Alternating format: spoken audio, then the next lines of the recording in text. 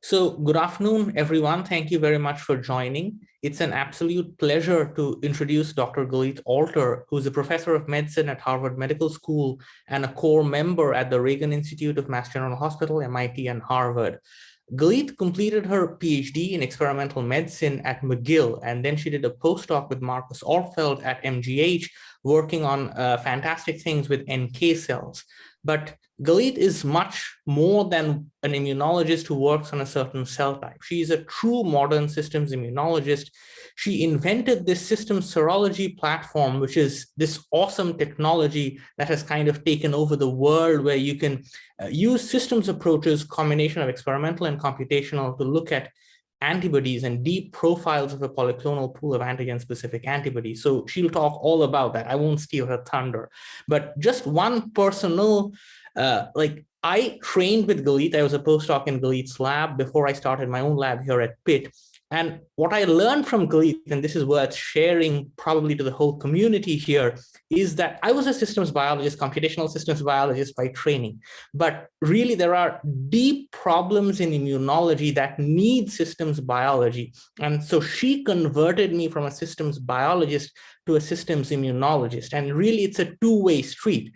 We need to learn the language of immunology, and then immunologists are also working with systems biologists. So that's, I think, the best of both worlds. So without any further ado, I'll let Galit go into her talk, and I'm sure it'll be an experience for all of you. Thanks, Jishnu. And by the way, I didn't have much to teach you. I have to say that I'm very jealous that you all stole Jishnu from me. But it's really wonderful to be here, both with Jishnu and so many old friends and new friends. And I'm sorry I can't be there in person.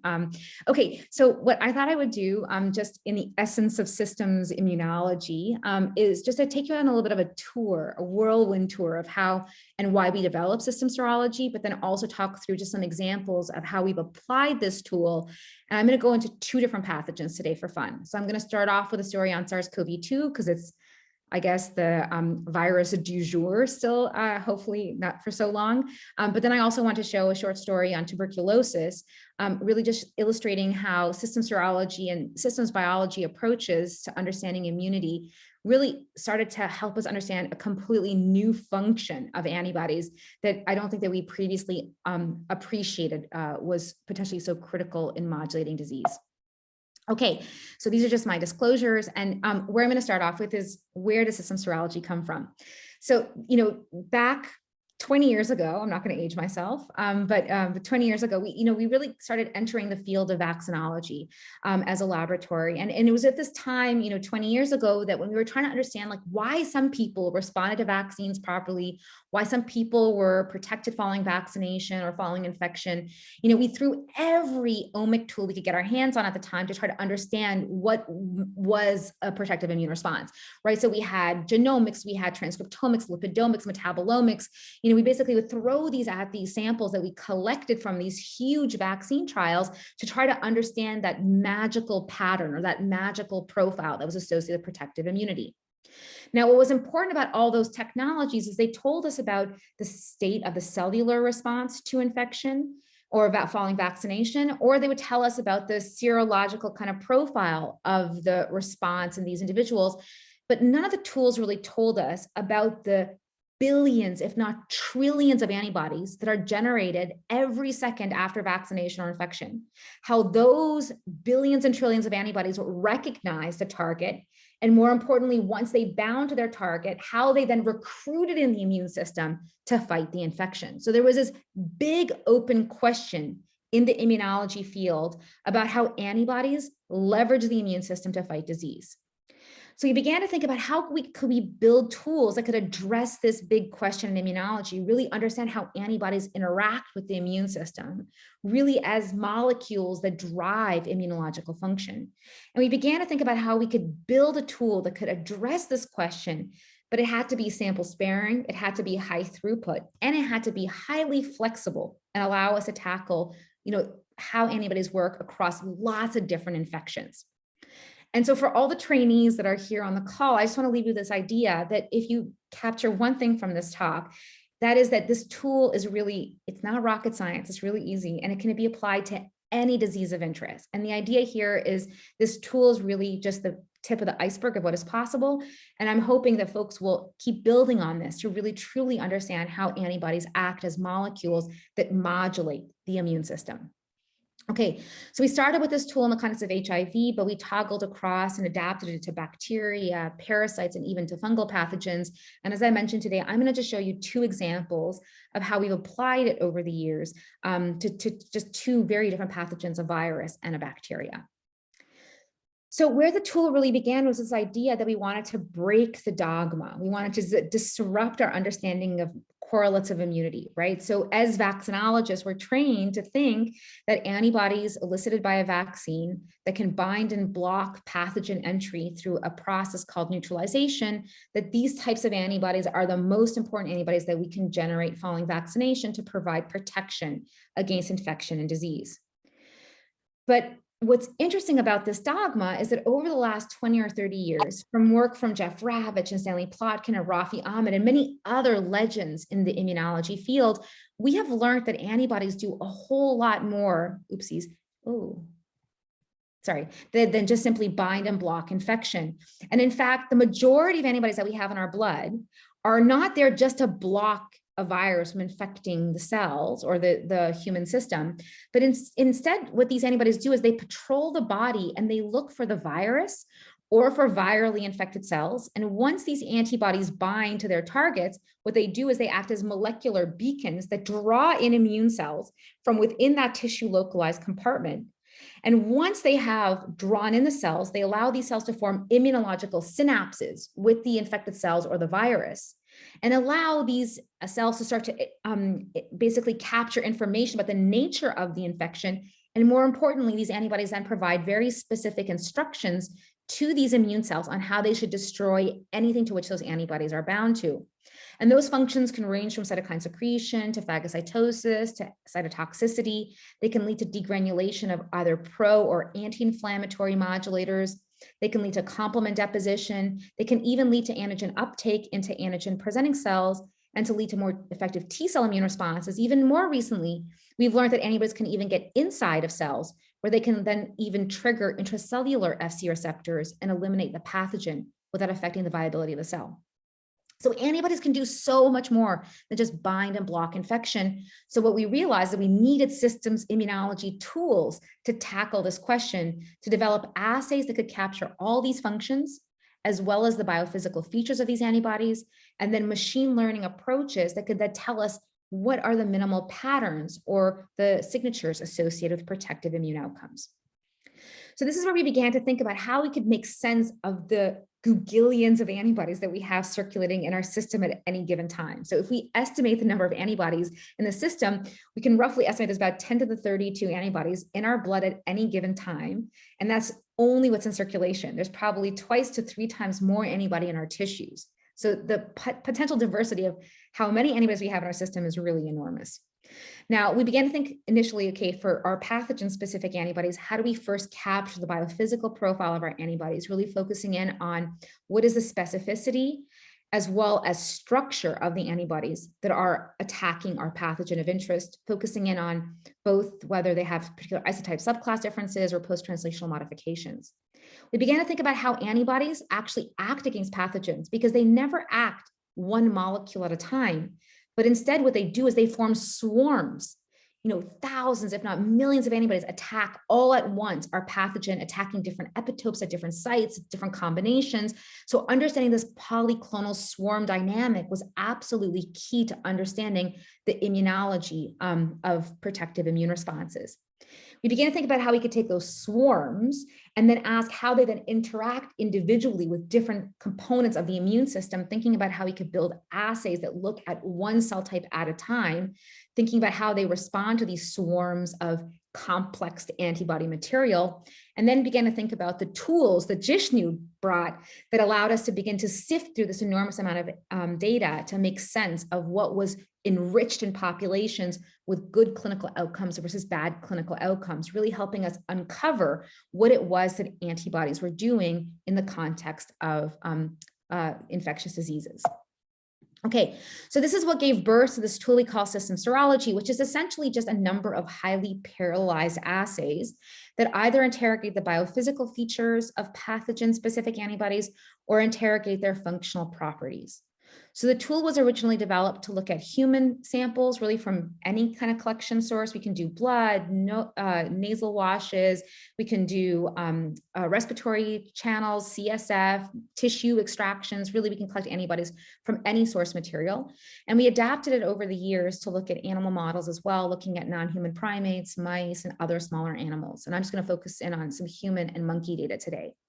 So we take our source material, and then what we do is we essentially ask about the biophysical or functional characteristic of our pathogen-specific antibodies. And just to go through some of these assays, for the biophysical level, what we do is we ask, what is the overall abundance of our pathogen-specific antibodies of different isotypes or subclasses?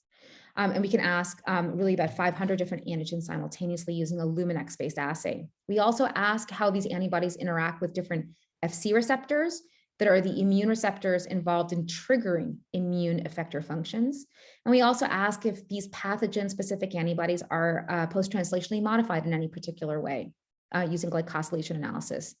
In parallel, we ask if our antigen-specific populations or pathogen-specific antibodies can fix complement, activate neutrophils, macrophages, monocytes, NK cells, eosinophils, dendritic cells, if they trap antigen onto follicular dendritic cells. We've adapted assays that look at interactions with non-immune cells like epithelial cells, adaptive immune cells like T cells and B cells. We ask if they can drive apoptosis, metabolic rewiring, immune complex biology or activation, as well as for certain pathogens, we can ask if the antibodies cause enhanced disease. And what we do, as you'd expect, is we take all the data and we integrate it. And I just want to give you one example of what this data might look like. And this is for a small study looking at the response to respiratory syncytial virus. And what we did here is I'm just showing you every column or every row, sorry, represents a different subject that we profiled, and every column represents a different data type that we analyzed. And that could be subclass isotypes, FC receptor binding functions, and glycosylation. And the only point I want to make with this graph is just that there are never two individuals are the same. Everyone mounts their own proprietary antibody fingerprint to a vaccine or infection. We've looked at thousands of twins and never seen identical immune responses. So everyone is different. But hopefully what you can see with the way that I've kind of grouped the data is that there's clearly a group of individuals up here that have hotter immune responses. They are darker red than the group down here that have colder responses, just to give you and illustrate that even by eye, you can begin to see patterns in the data. And this is really where it became clear to us that we needed really, probably unique ML tools to try to understand this type of data, but more importantly, just to really start thinking about how we can begin to parse through this so we can understand what properties of antibodies might be most relevant for protective immune responses. Okay, so the story I'm going to start off with is how we applied that tool that I just told you about to SARS-CoV-2. And that's going to just take you through, it's a couple little studies just to give you an idea of where and what we're excited about in the lab.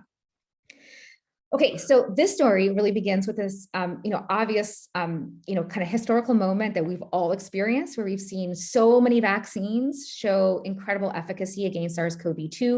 And this is just illustrating the data from the phase 3 trials for many of these vaccines, trials that were conducted all over the world.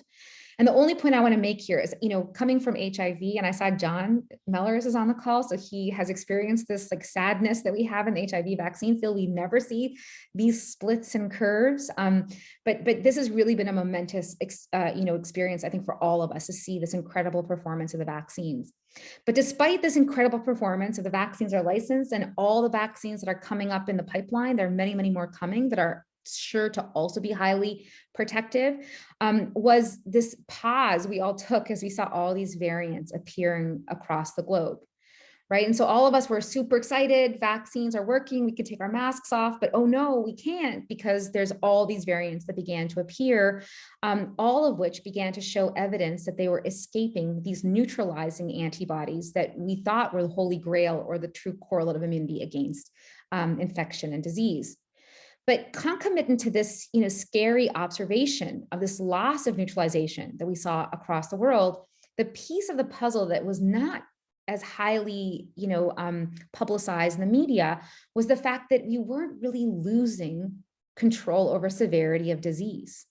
So as these different variants appeared, and as these variants began to escape neutralizing antibody responses at peak immunogenicity, we weren't seeing more cases of severe disease necessarily, nor were we seeing more deaths in the population, suggesting that the vaccines were still working, but we were getting transmission, but we weren't increasing the number of deaths due to infection in the general population. That's not necessarily true for immune compromised or the elderly population. But so the question to us was that if it's not neutralizing antibodies, what is it that continues to provide protection against disease? And if we could understand that biomarker, that biological mechanism, we can be a little bit more thoughtful in how we deploy vaccines, as well as how we decide when boosters are going to be the most useful for our population. So to begin to look for correlates of immunity, we really began with this question, way, way earlier than the vaccine results had come out. And I'm just going to take you through a very, very early study we did back in May of 2020, where we looked in individuals who were severely ill, half of which survived or did not survive the disease. And I just want to point out to you that already in May of last year, I think we knew the correlate. We just weren't really sure if it was actually the right correlate. So I'm going to just walk you through this really quick data. So in this study in May of 2020, we began to collect these samples. We decided to follow individuals from the time of admission to the ICU over the first month to 2 months of their stay in the ICU.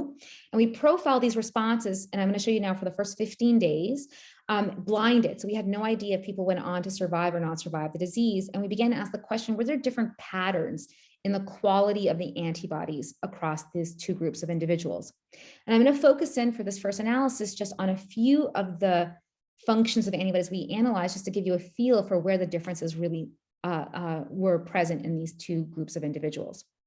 So as I mentioned before, we profiled the responses in survivors and non-survivors, and this is just initially looking at the antibody titers in the two groups of individuals, and just show you here from the day of symptom onset all the way through the first 15 days. What we began to see was that if you really look at these individuals very, very early on in their disease course, what you can hopefully see is that individuals who survived the disease already had higher titers of antibodies from the first day of this analysis, and these antibodies kept increasing over time. It wasn't that the individuals who ultimately passed away from the infection didn't mount antibodies. They started low, but they really revved up their humoral immune response very aggressively over the first week of the hospital stay, but really never reached the same levels that was seen in the individuals who ultimately passed or who ultimately survived the disease. So the question you want to ask is, of course, binding antibodies alone is not really a mechanism for providing protection against this disease. So we began to ask, were there also functional differences in the antibody profiles in this group of individuals?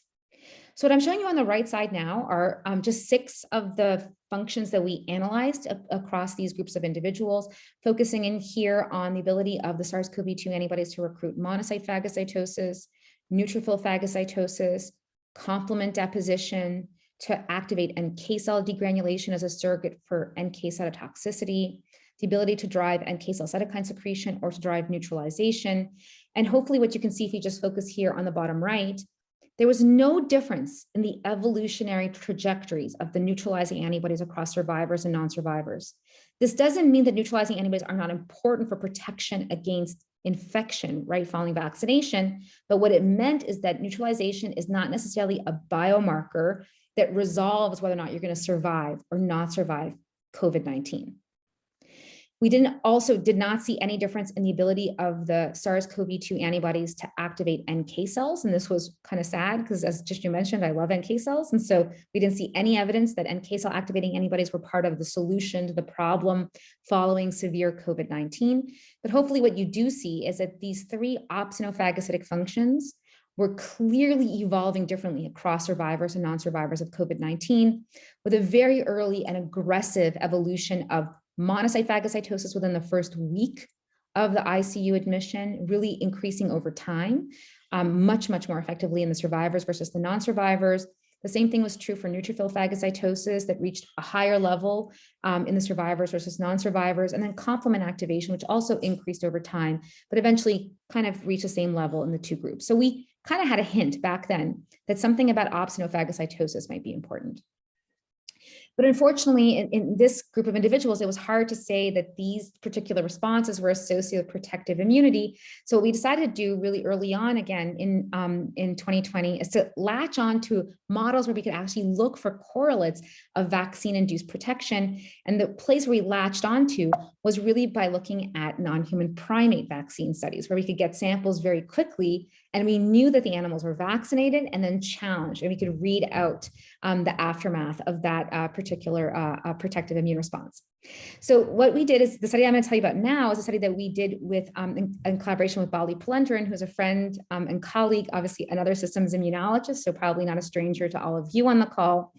And Bali did a really interesting study where Bali essentially immunized a group of non-human primates with a protein nanoparticle that he delivered with 5 different adjuvants. So he used oil and water, ASO3, which is a GSK oil and water emulsion, AS37, which is a GSK TLR7 agonist, CpG alum, which is a TLR9 agonist, and alum alone.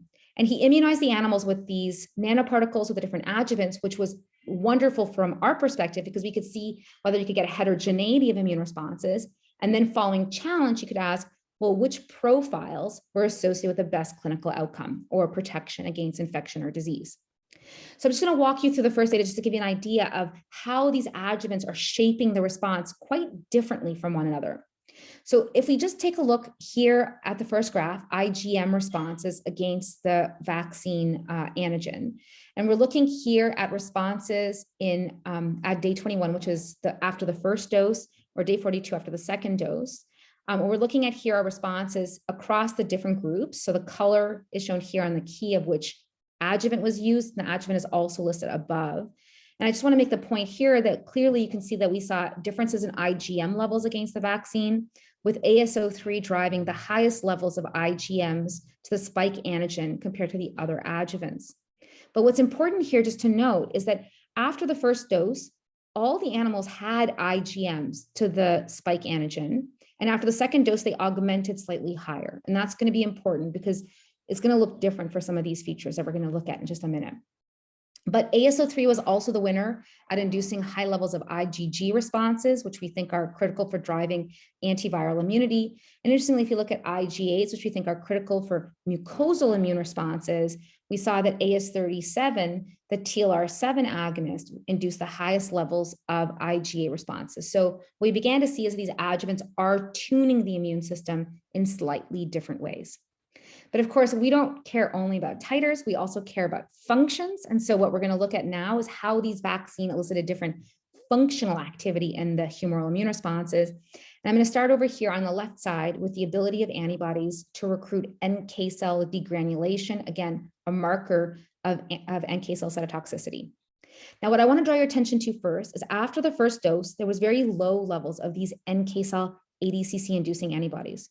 So one dose is not enough to really trigger function, even though, if I can remind you, all the animals had high levels of IgGs. So it really does take 2 doses to get functional maturation of the humoral immune response. But interestingly, if you look at which adjuvants drove the highest level of NK cell activating antibodies, we saw here that AS37 and CpG alum were really the clear winners. So not the adjuvants that drove the highest IgG levels. So there is a disconnect between titers and functions. That's a very important point. ASO3 induced the highest levels of neutrophil phagocytic antibodies compared to the other vaccines. Monocyte phagocytosis was not really modulated, interestingly, by adjuvants. So very interesting difference in how these functions are elicited compared to others.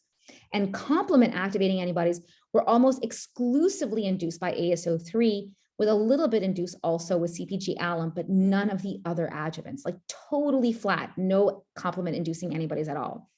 And so what this showed us for the first time is that we started to see this heterogeneity in how adjuvants are able to shape the humoral immune response. And so what I'm showing you here on the radar plots is the median level of each of these features within each of the groups. And so just to walk you through these radar plots, what we're looking at is the different levels of the spike-specific antibody isotypes or subclasses of antibodies, their functions, including complement deposition, monocyte phagocytosis, neutrophil phagocytosis, different NK cell functions, as well as the ability of these spike-specific antibodies to interact with different Fc receptors that are present in non-human primates. And hopefully what you can see here is very low activity following oil and water adjuvant vaccination. We saw a very robust FCR and subclass response with ASO3, but a very interesting variegated response in the functional category. So good complement, or I should say intermediate complement, great neutrophil phagocytosis and intermediate NK cells and monocyte phagocytosis. AS37, the TLR7 agonist, induced more intermediate subclass isotype responses, but interestingly, the most robust NK cell functions and more monocyte phagocytosis. CpG alum induced a moderate but nicely filled and kind of more balanced immune response.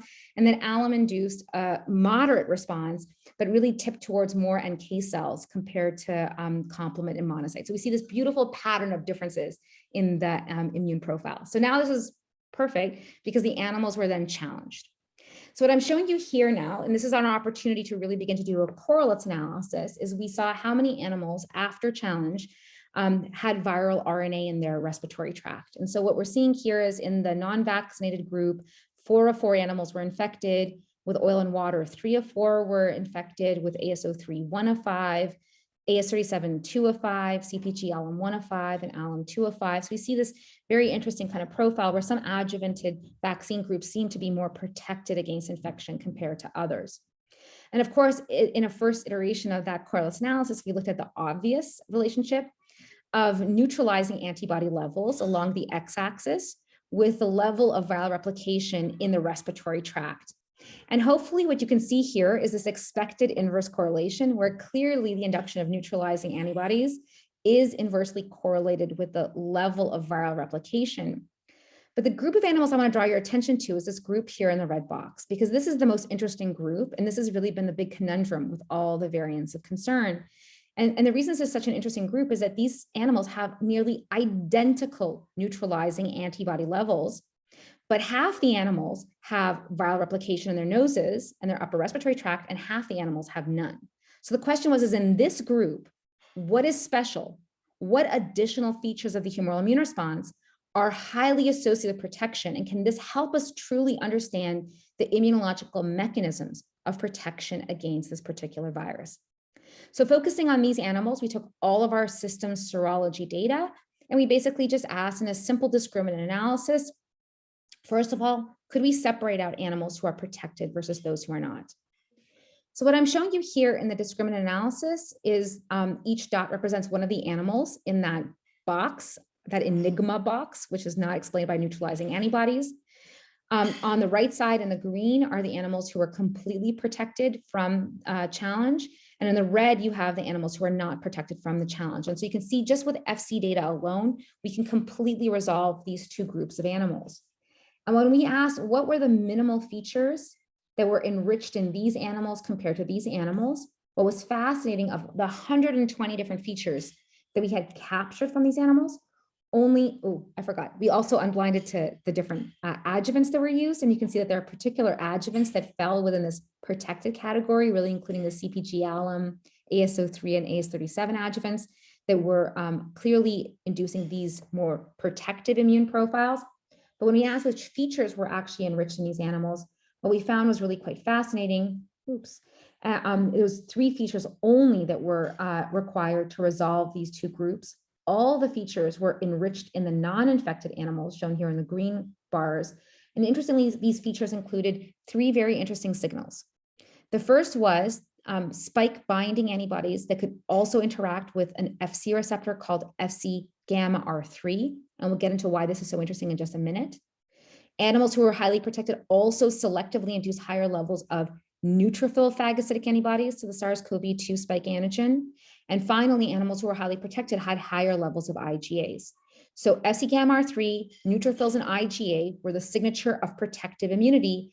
And these were added on top, obviously, to the neutralizing antibody responses. So why are these signals so interesting? And how do we begin to validate these signals? So the reason it's so interesting is because neutrophils, which are kind of the centerpiece of this signature, are incredibly fascinating white blood cells, the most numerous in our blood and the most rapidly recruited into the respiratory tract. And these neutrophils can be very, very rapidly activated by Fc receptors. Now they're coded in Fc receptors, and they're coded in two particular Fc receptors, Fc gamma R3, which is part of that top signal of protection, as well as Fc alpha receptor, which is involved in recognizing IgAs, which is also part of the signature. So this converging signal started telling us that neutrophils, as we had seen in the humans in the convalescent ICU trial, were absolutely key to protective immunity in monkeys following vaccination, just like they were in survival of disease in the humans. So how do we begin to test if this is real? How could we know if neutrophils were really important? And the way we began to do that is by thinking about how we could now move to validate not from in another monkey trial, but now in a human vaccine trial. And the place we decided to look at this was to look in the AstraZeneca vaccine trial, which was, one of the more interesting trials, really because the signal of protection was really very different depending on where in the world you were vaccinated. So in the UK, we saw a beautiful split between the vaccinees and the non-vaccinees. And in South Africa, we began to see that the vaccine maybe was not quite as protective, albeit this vaccine really did protect against severe disease, which we didn't see much severe disease in the African SARS-CoV-2 AZ trial. But what was interesting is to begin to ask the question in this particular trial. We partnered with Shabir, Mahdi, Gaurav Quatra, and Marta Nunez. And what we decided to do is to ask a very interesting question, and that was, could we focus here on the vaccinees, where the curves began to split really towards the end of the clinical follow-up period, looking at moderate disease breakthrough. And could we essentially look in the vaccinees and ask the question if there were differences in the antibody responses among individuals who ultimately developed COVID-19 versus individuals who remained uninfected for the entire period of the vaccine study. And we looked at their responses really here at peak immunogenicity before we started counting cases to essentially get the cleanest representation of what antibody profile differences might exist in this population right from the start to explain why these individuals may have resisted COVID-19. So we profiled the usual suspects. We looked at antibody titers as well as neutralizing antibodies, both to the wild type spike antigen, which was included in the vaccine, but also to the beta spike antigen, which was, of course, the infecting pathogen during the South African trial. And we compared the responses in the purple in the individuals who were made COVID-19 free versus in the peach or orange in the people who developed COVID-19 over the study period. And hopefully what you can see here is no matter which antigen we looked at, there was no difference in titer. As well, there was no difference in neutralization, albeit neutralization to the beta strain was significantly lower. So titers and neuts cannot explain differences in protective immunity. So what does? So we did our usual, captured lots of data shown on the right side. Here showing you the data profiles in the people who remained COVID-free versus people who developed COVID-19. Every row represents a different individual in this analysis. Every column represents a different antibody profile feature that we analyze, grouped into the flavors of the features, including IgG1 levels, IgG3s, Ms, As, and different Fc receptor binding levels of the antibodies. And what I want to draw your attention to are two things that we saw with our eye. The first was this interesting big blue box on the top here, enriched in the individuals who remain COVID-19 free, where these individuals tended to have lower levels of Fc gamma R2b binding antibodies. So this was interesting because this is the only inhibitory Fc receptor in humans. The other interesting profile, but it wasn't totally homogeneous, but it was interesting. The other feature, hopefully you can see by eye, is over here in this little blue box shown on the bottom right side, where almost none of the infected individuals, people who developed COVID-19, developed any antibodies that bound to Fc gamma R3b. And just for those who might have made that link, 3b is the receptor found on neutrophils. So we wanted to look at this at a univariate significance level. So we basically took the data and we asked, do we see differences in the overall levels of each of these analytes, these spike-specific antibodies with different characteristics? And hopefully you can see titers are not different for IgG1s. There were no differences in subclasses or isotypes of antibodies really across the groups, maybe slightly higher IgA responses in the individuals who developed COVID-19. Among the Fc receptors, not really any differences in the activating Fc gamma R2A receptor or 3A receptor, but we did see increased levels of Fc gamma R2B. This is the inhibitory Fc receptor in human binding antibodies in the people who develop COVID-19, but no 3B binding antibodies in the people who develop COVID-19. We saw the same patterns when we looked at the beta spike binding profile. So just to reiterate that again, 2B was higher binding in the infected people or diseased people, and 3B, although not completely lost to the beta, was significantly lower after multiple test corrections. So we wanted to not be subjective. We wanted to use a discriminant analysis because we hate doing only univariate analysis. And so we basically took all this data and we asked, can we separate out cases and controls using this type of data? And hopefully what you can see here is that really their antibody FC profiles were almost completely distinct among the cases and the controls, really illustrating that these individuals are generating different flavors of vaccine-induced antibodies at peak immunogenicity that likely will have an impact on how they interact with the virus later on over the course of the follow-up period. And what was interesting and very important, we looked at the features that were selectively enriched in the populations. What's really important, I just want to mention, is that there were only 2 features that were selectively enriched in the people who were made COVID-19 free in the purple. And those 2 features were Fc gamma R3b binding antibodies to the receptor binding domain, the wild type, as well as the beta binding titers. But the people who became infected, it wasn't they weren't making antibodies, they were making tons of antibodies to the virus following vaccination. They were just making different flavors of antibodies that clearly lacked this one signature that was the only thing that made the people who resisted the virus and the infection and the disease completely over time. So why is this important? Why is this 3B signature so interesting? Well, the reason is that Fc gamma R3b, otherwise known as CD16b, is a receptor that is almost exclusively, or actually is exclusively expressed on neutrophils. This receptor is distinct from its sister receptor called CD16A or Fc gamma R3a, this one which is expressed on NK cells. And the reason they're different is both because their signaling domains are fundamentally different. 16b is on a GPI anchor, it does not signal. So it might capture antibodies, but does not activate cells once it binds to an antibody, which is very important. This one will activate cells and drive them crazy. But it also has this extra little glycan in its extracellular domain that allows it to capture different flavors of antibodies compared to this antibody, this receptor. And the other thing that I mentioned before is that this is the only Fc receptor that does not have a signaling domain. And so when it binds, we believe that it tempers activation within synapses. So it activates cells in a different way.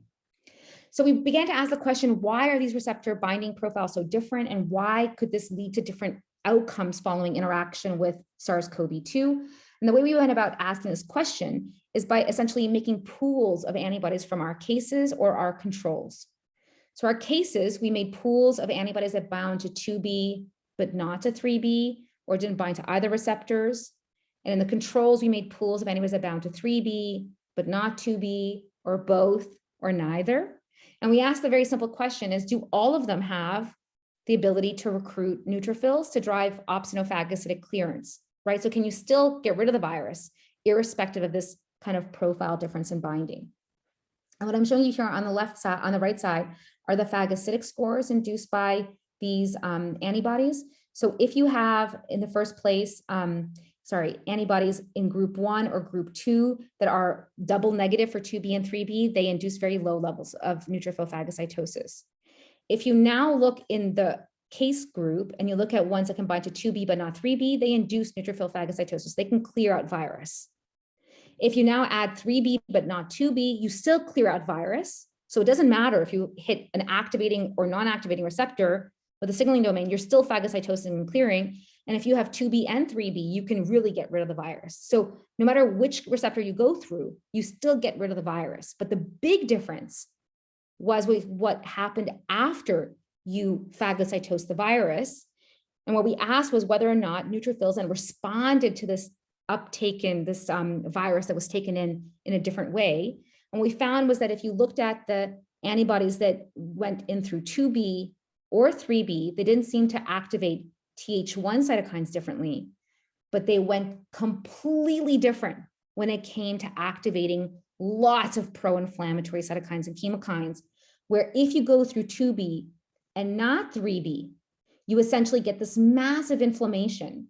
Whereas if you use 3B, which was only found in the controls, the people who resisted COVID-19, you get almost no inflammation following viral uptake. So what this told us is that the reason these COVID-19 breakthroughs occur, most likely, is because they have antibodies that essentially trigger an inflammatory immune response, trigger the pathology, the cytokine storm, and the response to the infection, whereas the controls elicit antibodies that essentially perform this stealth uptake, neutralization, and clearance of the virus that may be essential to limit disease in the system. So what I want to leave you with here on the non-neutralizing, on the SARS-CoV-2 side is that non-neutralizing FC effector functions may be critically important for protection against SARS-CoV-2. We think opsonophagocytosis might be key to this type of response, and that we think neutrophils, both following disease as well as vaccination, are likely to be key to protective immunity. And so we're still in the midst of trying to explore this and happy to have more discussions about this. But if I have like 10 more minutes, Jishnu, or should I stop here? No, you have almost 20 minutes. So okay, I want to leave time for questions though, but I want to just tell you a really, really quick story about tuberculosis because this is a story we're really excited about. So I'm just going to segue over to TB. So as many of you know, TB is, COVID surpassed TB last year as the #1 killer of individuals around the world, but cumulatively for our lives, TB is clearly the #1 killer, infectious disease killer of humans all across the world. And we don't have a vaccine that works effectively against this particular pathogen. And this is just showing you a heat map of where TB is concentrated in the world, and it's everywhere. So really thinking about how we can come up with new approaches to understand TB is really important, but of course we don't have correlates of immunity. And there has been this dogma in the field forever that T cells is what's really important because TB lives inside cells, inside macrophages. And so everyone has been focused on T cells. But of course, we care about antibodies and we think they do a whole lot more than just attack pathogens on the outside of cells.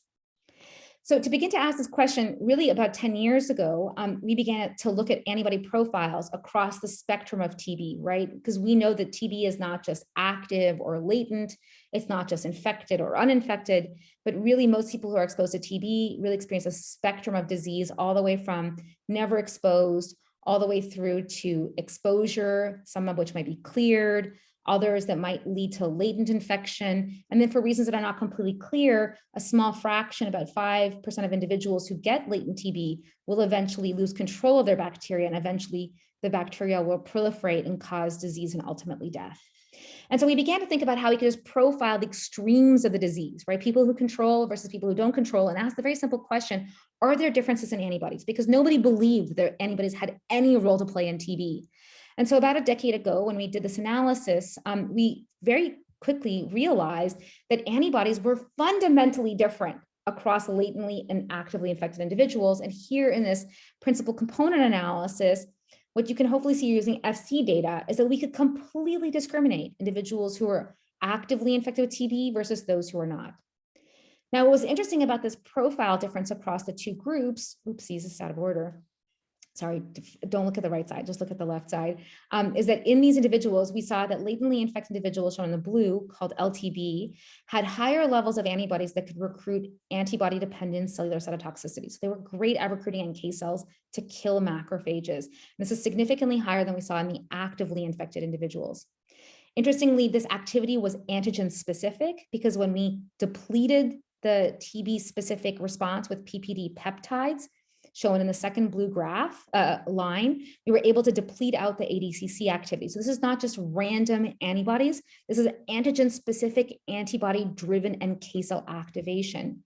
And more importantly, we found that this activity was somehow modulated by the ability of antibodies from these LTB individuals to bind more effectively to Fc gamma R3A, which is the receptor I told you about earlier, which is involved in driving NK cell activation. What was fascinating was that when we took these antibodies and put them onto macrophages that were infected with TB, antibodies from latently infected individuals were able to significantly inhibit or restrict TB growth across 8 different macrophage donors. And none of the plasmas were able to drive any evidence of enhancement. So really showing that antibodies are actually having a direct effect in limiting TB outgrowth and survival. And this, oh my goodness, I'm sorry about that.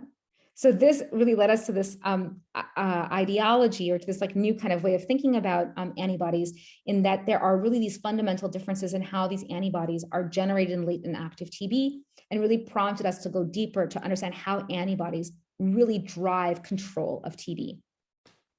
So the question really was, is at a mechanistic level, how could we tackle this crazy observation that antibodies are doing something in TB? And the way that we decided to go after this is really by essentially collecting as many monoclonal antibodies as we could for TB and asking the question, is there some sort of magical signature on how antibodies restrict this particular bacteria? So what we did initially is to build an assay where we could screen on whether monoclonal antibodies could bind to TB. And so what we're looking at here is the binding capability, so the fluorescence intensity of monoclonal antibody binding to the actual bacteria in a flow-based assay. As you can see here, the red and the blue antibodies bind very well to the bacteria, but the green and orange don't bind very well. And we could take this panel of 30 antibodies that we collected, and we could see that the antibodies that were directed against the cell wall were obviously, or to the lipoarabinomannan antigen, which is the dominant sugar on the outside of the bacteria, bound really well to the bacteria. And then things that are secreted or maybe intracellular don't necessarily bind as well to the bacteria. But when we took all these antibodies and we put them into mice and asked, can they now protect against TB? Can they actually provide antimicrobial function? The picture was totally different than this picture here. We had assumed that if you bind, you can block or you can prevent disease, but the story was very different. So we took the antibodies, we gave them to mice, then we challenged them with TB, and then we looked at bacterial outgrowth after 10 days. And hopefully what you can see here is that it wasn't all the antibodies that bound really well that drove the best antimicrobial control, nor did these other guys that were kind of tucked in more inside the bacteria that are not recognized or bound on the bacteria completely immunosilent. And in fact, when you look at the level of restrictions, you look at anything that's below this line shows restrictive activity or had some antimicrobial function. What we found is that there were several of these carbohydrate binding antibodies that could significantly recruit protective activity, but same with some of these other antibodies that were to these kind of more cryptic antigens. So this really gave us kind of food for thought and got us spiraling down a rabbit hole trying to understand how these antibodies work. So I'm going to focus on one of these antibodies, one of the most significantly restrictive antibodies, A194. I'm going to show you what this antibody does. So in this, so to get into the depth of this, we again applied different systems biology tools, now giving antibodies. But now what we did is we modified the antibodies and gave it both as a natural IgG1, but also with antibodies with different Fc domains that could recruit immune function in different ways. And we dosed in the antibody a day before we challenged with TB, and then we waited 14 days, and then we collected spleens, lungs and spleens. We did bacterial outgrowth, and we did a whole lot of flow phenotyping as well as transcriptomic analysis. And what I want to draw your attention to is just this data here, just showing you the amount of antimicrobial outgrowth when we dosed in this antibody. When the antibody was given as a human IgG1 that has decent Fc function, we saw highly restrictive activity with this antibody. The antibody was even more restrictive when we gave it as a mouse IgG2A, which is also highly functional, interacts with the immune system. But when we knocked out the ability of this antibody to interact with the mouse immune system by putting in this mutation here that knocks out its ability to interact with Fc receptors, there was all the protection was gone. So Fc biology was important. Interacting with innate immune system was critical, as was the addition of this mouse IgG1, which is not a very functional antibody. We looked at which cell types were recruited into the lungs of the mice after challenge. And hopefully what you can see here is that, there's crazy redistribution of immune cells depending on which back end of an antibody you have on your monoclonal therapeutic. And even more interestingly, what we found was that, if you looked at these different back ends of the antibody, it was really only one, this mouse IgG2A, which is highly functional, that was significantly restrictive in an in vitro assay at limiting MTB growth. So this really gave us the kind of idea that we need to start looking at what is going on in these cells to understand why and how these antibodies are restricting immunity or restricting bacterial growth. So we took the lungs and we did single cell RNA sequencing on these cells, and we began to ask the question, well, what types of cells are we seeing? And how does the profile of these cells change depending on the treatment we use? So whether it's PBS, the protective antibody, or the antibody which was knocked out for its ability to interact with the immune system. And hopefully you can see we have lots of different cell types, and the profile density of the cells change depending on how and which antibody you give. So you're tuning the immune system in completely different ways. And when we asked what flavors of signals or cascades were elicited in the protective antibody response, what we found was a very interesting observation. And that was that if you looked at PBS versus the protective antibody, or the knocked out antibody versus the protective antibody, what we found was this crazy signal that kept coming up very, very strongly. And it was all related to metabolic changes in the macrophages that were infected with TB. Now, what this began to tell us is that the antibodies that are working are somehow driving, very importantly, heme metabolism, which regulates iron, which is absolutely critical for TB survival. And it's regulating that cascade, which is likely killing off TB. And it's also leading to more reactive oxygen species production, which is obviously leading to more antimicrobial activity in the environment, and again, limiting MTB. And when we looked at this at a physical level, stimulated cells with the two different antibodies and asked which one is able to drive oxygen reactive species production or iron sequestration, what we saw was very clearly that only the wild type variants were able to drive this activity, suggesting that this is really not just a signature in the cells, but really evidence that these antibodies are not just limiting the bacteria through these canonical mechanisms, but actually driving metabolic rewiring of the immune system that then leads to antimicrobial control.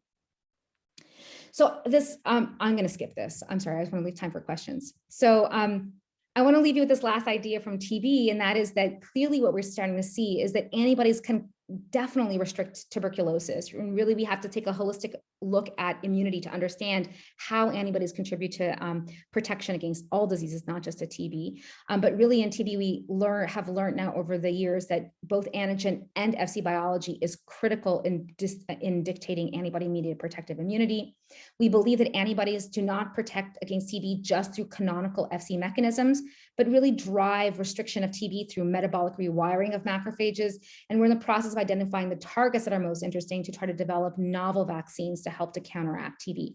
And again, for all the trainees out there, I just want to leave this idea that this is just the tip of the iceberg, right? We have tackled a few infectious diseases, but really thinking through not just the canonical functions and FC receptors, but all the non-canonical mechanisms, as well as how they act in different tissues, whether they're acting in the brain or the gut or the lung or the blood, really not just against infectious disease, but against oncology, allergy, autoimmunity, and homeostasis is just really where we have to go to truly understand how we can leverage antibodies to fight disease. And with that, I'm going to thank the folks who did the work. This is our SARS-CoV-2 team, wonderful postdocs and graduate students who've just really done all this incredible work, as well as all of our incredible collaborators who have been so generous over the years, and the team TB, who some here at UPIT will know very well, including Patty, Eddie, Denise, Leela, Joanne, of course, and others. I have to thank everyone, and thank you for your attention. Thank you so much, Galit. That was awesome, as always. So we have quite a lot of questions, I guess. What I'll do is I'll start with questions pasted in the chat.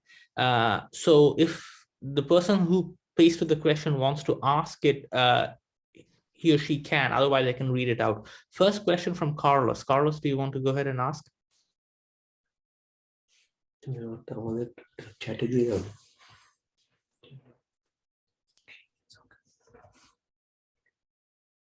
should I do it, or Yes, you're going yes. to? You're Go going ahead. for, well, no, it's just a question related to whether or not in your first example you screen for past coronaviruses infection, right? And because the FC, right, is so much less specific, as I mean, you are proving the point of what past infection could do for us, right? And I'm talking, of course, very old coronaviruses, and in some sense, something that it has always been in my head that probably this has been very detrimental for populations that never got exposed to coronaviruses before, like in the Amazon or in the jungle in Ecuador and things like that, right? Anyhow, so that's my question.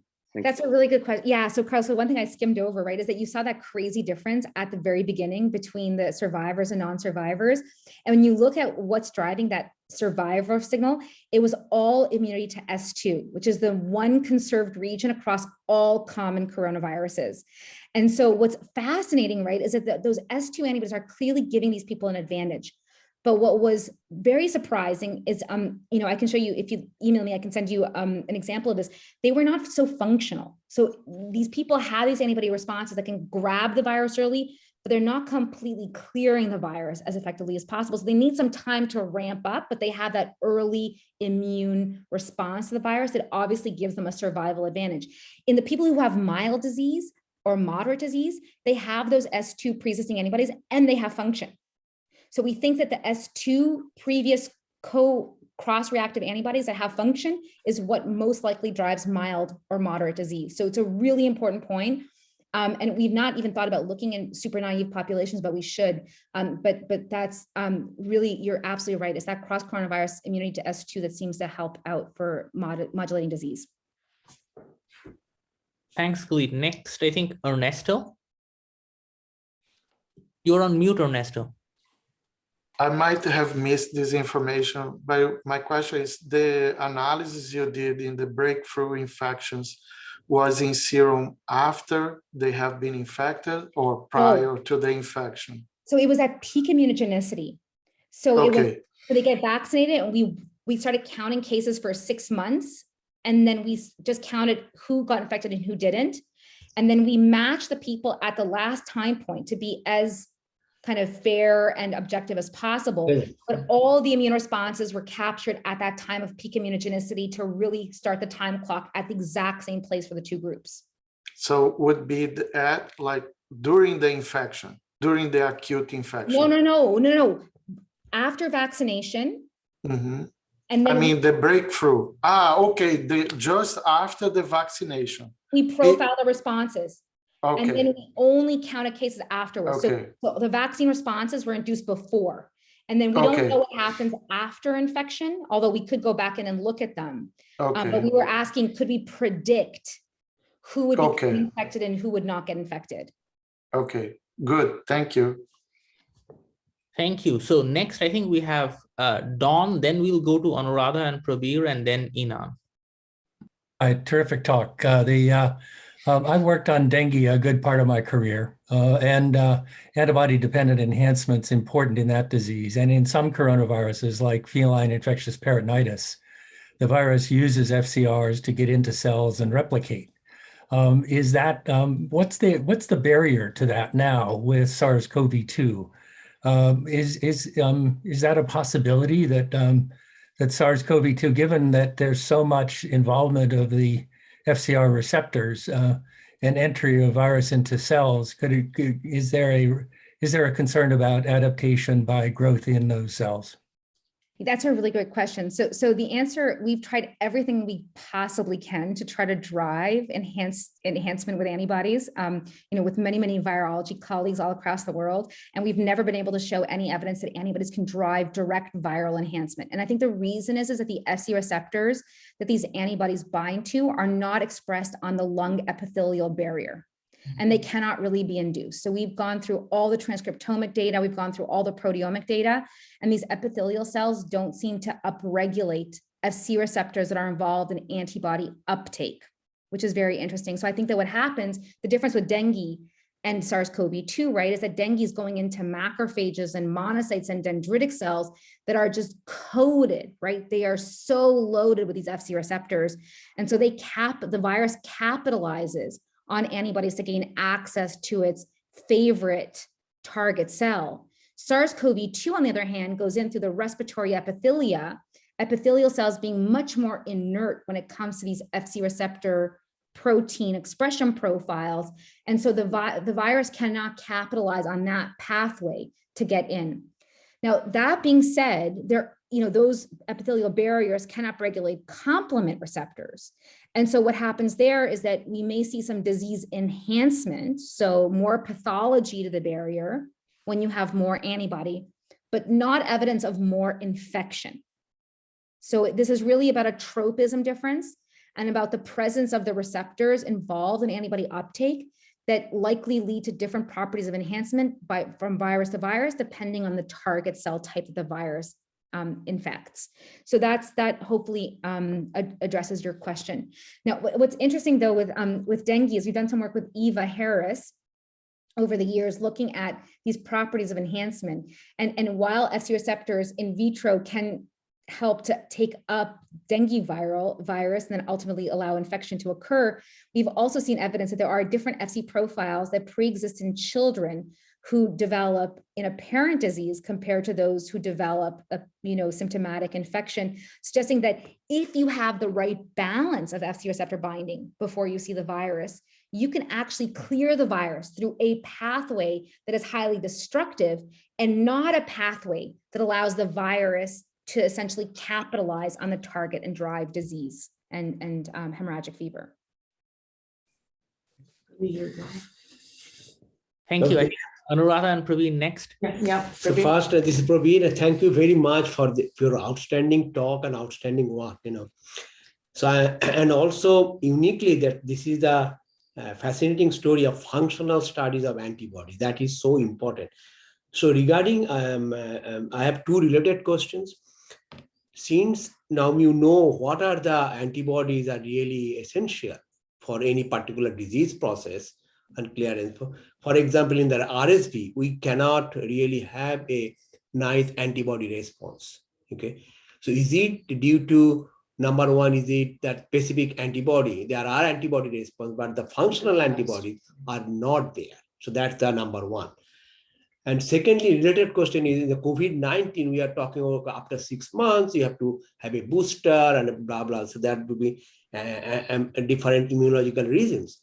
But in your knowledge or any other Bali Pulandron or that a specific groups of antibody, what we are talking about are really preferentially get cleared from the system or that means they are downregulated some way. So that is all the others antibodies are there, but because of the lack of those antibody, we still do not. So they are two related why antibodies response is not happening in some disease process and why it is not lasting. So having your study could give us a beautiful, understanding. So do you have any comment on that? Oh yeah, so I can't say definitively what the answer is, but I can tell you just some anecdotal data from some work we've done on RSV, which I think I showed you in the first heat map. And there it's crystal clear that antibodies that are able to recruit NK cell ADCC activity are certainly part of the vaccine-induced signature of protection from controlled human challenge models.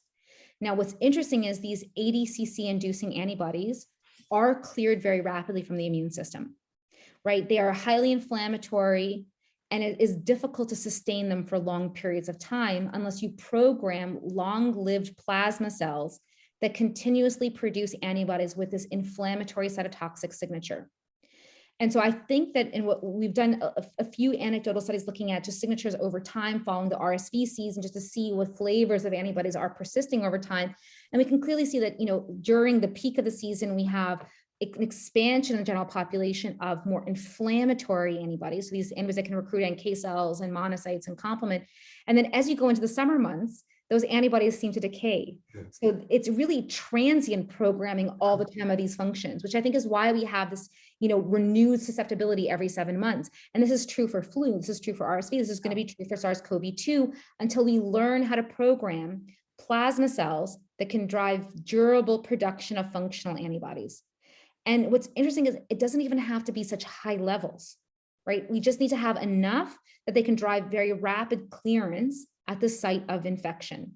And so I think that the next frontier is really to begin to understand that plasma cell programming piece, which I know that several at UPitt are interested in, and to really understand how we can not only condition the evolution of long-lived plasma cells in general, but to make sure that they are programmed to have the appropriate functions that will lead to complete control and elimination of the pathogen of interest.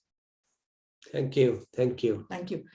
I have, and again, I would reiterate what Pravi said, Anuradha.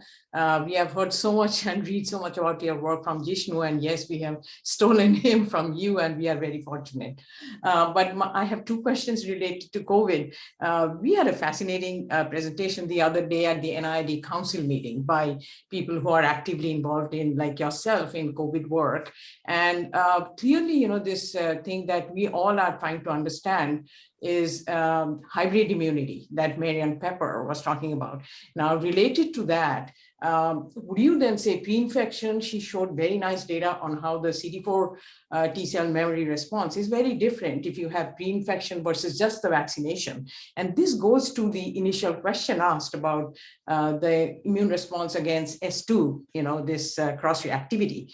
And the other question that I think Praveer would have asked, but I would ask is, we study also RSV and then bacterial pneumonia.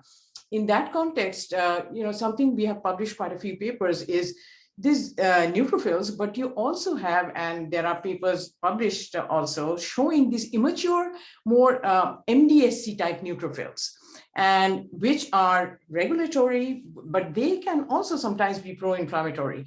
And what is your sense of this FcR3b receptor that you have mentioned, balancing the act between the very high inflammatory response, but also doing the antibody job?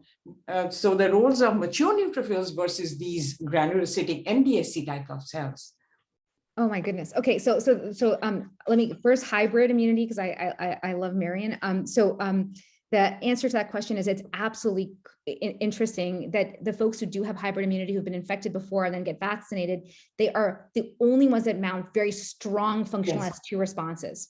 Right, there's no question about that. And so we see these S2 functional antibodies only in that group. And so that likely gives those hybrid immune groups the ability to resist more VOCs and probably even more cross coronaviruses in the future. So there is something very magical, at least in our minds, not just to the memory B cell phenotypes or T cell responses, but also this expanded population of these S2s that might be critical. So absolutely key. The other question about the MDSCs and these different regulatory neutrophil functions, we haven't even gone there. I mean, this is such a fascinating idea. I had never even thought about this because, you know, we're always using healthy neutrophils from resting donors who have, you know, just a typical, very uniform flavor of neutrophils. And there we see this, you know, incredible differences in how the antibodies are recruiting these cells. But it would be fascinating to look at these additional neutrophil subpopulations and ask how these different FC profiles would differentially condition, maybe suppress some, activate others, or lead to different kinds of immunoregulatory pathways. So I will make a note to myself, and hopefully maybe you and I can continue this conversation. Yes, we would love to. That's what I would like to mention, that if you don't mind, we have several models and humans too, and we would like to develop this area. So thank you so much. Yes, that'd be wonderful. Thank you. Inan? So my question is, since you showed there is no neutralization antibody difference in the survivors and non-survivors, so I'm wondering whether you have break this antibody into subtypes in just like you do in the AstraZeneca trials, and the hypothesis underlying this kind of studies is, do you really think these patients that dies because of they cannot control the virus infection, or because of the cytokine storm like syndrome? Because there's a lot of evidence actually suggests patients doesn't die because of the control of the virus. So that's the reason. Could that be the reason there is no difference of the neutralization antibody as was shown in the data? Yeah, that's a great question. Okay, so we have broken down the data with all the FCRs and asking subpopulations of antibodies, and what's clear is that the folks who survive just have way higher in general FCR binding properties. They interact with 3B, they interact with all the Fc receptors. They clearly leverage their immune system much more fully than the individuals who don't survive the disease. And you know, why that is very interesting. And you know, we can discuss that a little further, but I think your question really is you know, does it really matter to control the virus? Right. Yeah. Is that even really like at all, you know, a mechanistic player in, you know, deciding? Does the virus infection really control the survival? Yeah. So my feeling is that, you know, all these individuals that are highly severely ill, right, that are all in the ICU, they have a lot of virus and a lot of, you know, particles and a lot of destruction in their lung. So clearing the virus and trying to temper that early immune activation, I think, is key to basically predicting how aggressive or how strong your your inflammatory response will be. And so I think that the reason this becomes so interesting is that this clearing mechanism, just mopping up the virus, and this is not just to spike, but also to RBD and to nucleocapsid, this mopping up ability just clears out these immune complexes and essentially allows the system to bring in the rest of the armamentarium, the T cells, the NK cells, and everything else to try to reach a new equilibrium. Mm-hmm. And so I don't think that these responses are the mechanistic etiological agent that leads to ultimate convalescence. But I think having this rapid clearance very early on is helpful. And the reason we think that, and I think the data that shows us the best, is the data from the monoclonal therapeutics trial, right? If you dose in antibodies early enough and you can clear the virus from the system, you have a higher probability of not developing severe disease and even not dying, right? But it has to be the right time because those antibodies are not FC modified. Now, with an antibody like cetrosumab that does have an FC variant, I do wonder if they would go into sicker populations, if they could also clear more for a longer window of time. But that clearing mechanism seems to be important. So I do think that this is, I do think that it's part of the equation, but not the actual full story in overcoming severe disease. Thank you. Yes, very, very informative. Thank you. Thank you. And so one last follow-up. So just to give Galit 15 minutes before her next meeting at 1:30, Carlos has a follow-up question. Well, we can skip it, but again, beautiful talk. You literally lay down the ground rules of how to make the next vaccine, right? IgA definitely is will be a great boost, right? And we kind of more or less know how to do that. But how do we promote this singular FC pathway that you know, so amazingly discover the data is so impressive and so you know, live virus maybe, I mean, I don't know. Yeah, this is very important. So okay, so here's the 30-second answer to your question, just to give you an idea, because this is a very long kind of story. But essentially, you know, we changed the post-translational modification of our IgGs, right? We changed the IgG glycosylation, and depending on how we change that sugar, that gives us different affinities for different FC receptors. And what's amazing is that data that's accumulating now in the glycobiology field suggests that different inflammatory cues at the time of immune programming, so the time of vaccination, will lead to different signaling cascades, danger cascades that will tell your body to put more of one sugar versus another. Absolutely. And the reason that's happening from an evolutionary standpoint, which is so interesting, is that you want to have more phagocytosis if you have a bacteria, theoretically. You want to have more cytotoxicity if you have a virus, theoretically. And you want to have more trogocytosis or potentially, you know, neutrophil activation if you have, for example, a parasite. And so it's fascinating to begin to think about which danger signals are leading to each of these sugar changes. And by understanding this, as we expand our toolkit of adjuvants, as we expand our toolkit of different vaccine strategies, different vectors, different, you know, modalities of delivering LNPs, we can begin to control this biology. And so, as I mentioned earlier, I think understanding which inflammatory cue you want to deliver with your vaccine at the time of immune programming that will give you this functional, long-lived B cell response is going to be as important as driving long-lived durability.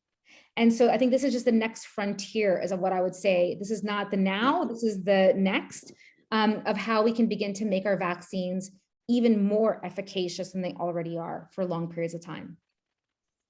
Thank you so much, Galit. That was a tour de force. And thanks everyone for the great questions. Really appreciated. I mean, we had 135 people for the seminar and still 60 plus people have hung around. So thank you everyone for the great discussion. Galit, you have 15 minutes before. I get to, yay. Okay, thanks guys. Nice to meet you Thank all. you. Okay, talk to you soon.